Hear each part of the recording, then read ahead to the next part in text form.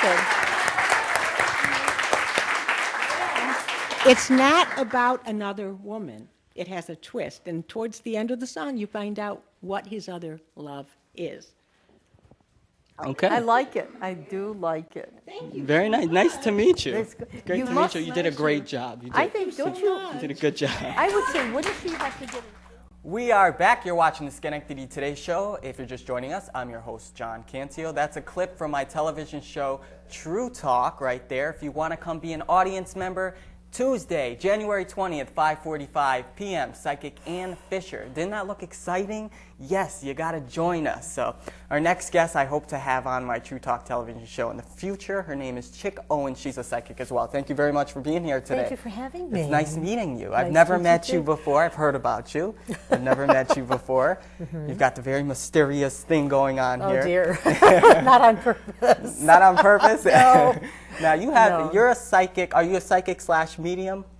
No, a medium implies that a person is making direct communication with spirits. Pretty much that's what they do. There are aspects of the work that I do that have medium qualities. If a discarnate person out of the body really wants to come in and make a comment to somebody I'm working with, then fine. But it's not what I do exclusively. Okay, so what is your title? You're a psychic? So I'm a psychic. I don't know. I consider myself an energy reader. It all depends on how you look at it. Generally speaking, my specialty is more what we'd call empathic.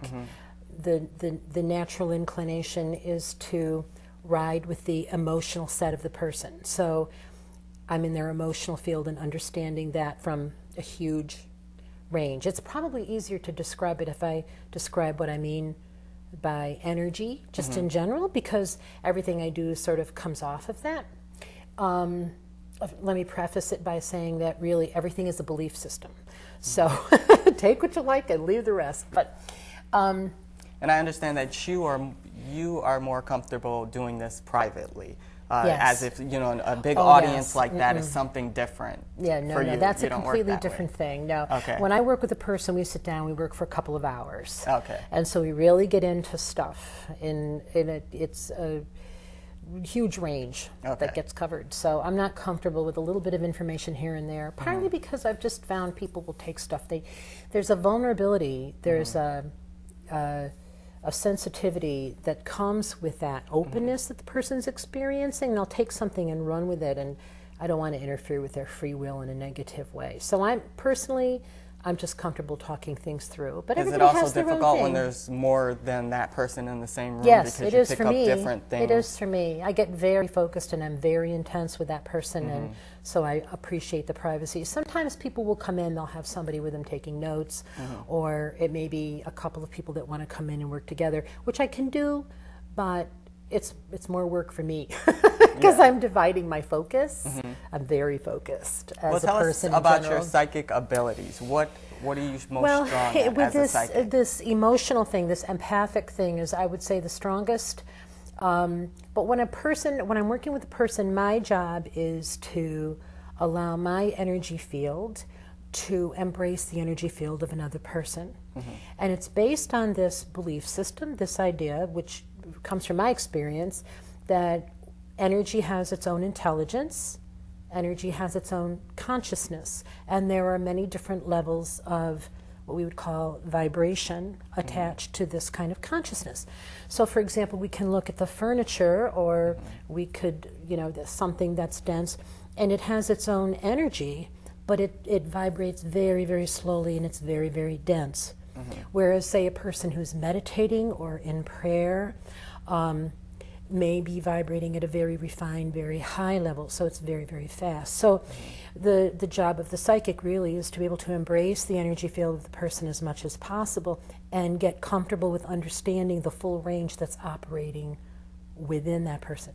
So if a person comes to me, the first thing I would do is I work from the sound of their name, which has that's their phonetical link to what we would call time and space, which doesn't really exist anyway, but that's for another time, this construct, and move into their field from that. That's my jumping off place.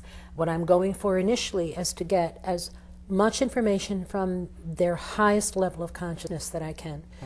I would describe that as trying to get information on a soul level, to get a feeling for what it is that this particular soul, this being, as a collective, outside of the personality that we know them to be, Right. see a broader or feel a broader sense of them, and overlay that with the personality and the stuff the personality is going through in what they call this lifetime, so that there's an understanding of the kinds of choices and experiences that are happening in this particular lifetime and what they're living in their life right now, how that plays in to this higher level of them. The idea being that if there's confusion or difficulty, something's out of sync that way, or perhaps there's another aspect of themselves that can come through, or to help understand what it is that could be more beneficial or helpful. So we could put it in simple words and say, all right, if you say, well, the soul has made a contract for itself, decided to jump into a physical body, is doing this life, all right, is there a clause in the contract that needs to be exercised? Is there some other part of the expression that could be utilized in a different fashion that might be more effective, or whatever? People come in, of course, they have basic questions, you know, my kids, my job, how do I express myself creatively, et cetera, everyday kinds of mundane things. Right. The way I work, it's always taking that information and how does that play back to them in a broader way, you know. So how do you give a reading? You sit down privately for a with couple a person, hours. couple So hours. it's a long process. It's a long process. So the first thing I do is take their name. I meditate on the name, work from that. I start to give what comes in. After we've worked through a lot of that, sometimes that'll bring up questions, and that'll bring up, sometimes it's questions they have, sometimes it's another slant. But we'll work through that, and that sort of gives me a foundation of their basic energy, so that when they ask their material questions, their mundane questions, their earth plane questions, I have that as a frame of reference to play back with. My job, as I see it, is not to limit myself to the personality in front of me, but to the soul that's in front of me. So I'm trying to get a very large range of information. It'll come in a lot of different forms. I'm also an artist, so a lot of things will come in very visual, but the visuals that come in have emotional feeling and stories attached to them, and will link up with other visuals and stories and feelings that all kind of create a little pattern inside. And my personality, I do the best I can to get out of the way and just allow that to move through. Now, how do you help access this information? Do you have a crystal ball, No. tarot cards?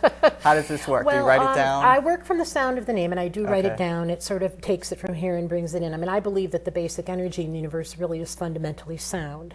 So the name you are given, the first sound impulse that you receive when you're born.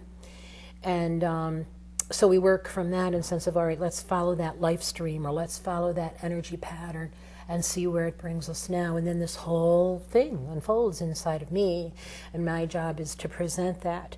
I have a background in transpersonal counseling and all kinds of esoteric and occult and all, you know, over the years you pick up all kinds of things.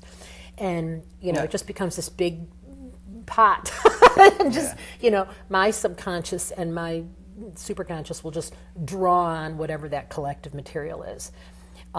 It's kind of like if you were sitting down and have a reading with me, Okay. it's kind of like I try to get my personality out of the way. I set up the situation. You, on some level, your inner child, your subconscious has said, she's cool, she's safe. I feel a little bit okay with her now, so I'll let her embrace my energy field. So if I close out on you, does that make it more difficult? Like if I What fold happened? my Well, arms some people come in like that. They get scared, but you know, it's not very often. I'm very mommy, so most people feel safe.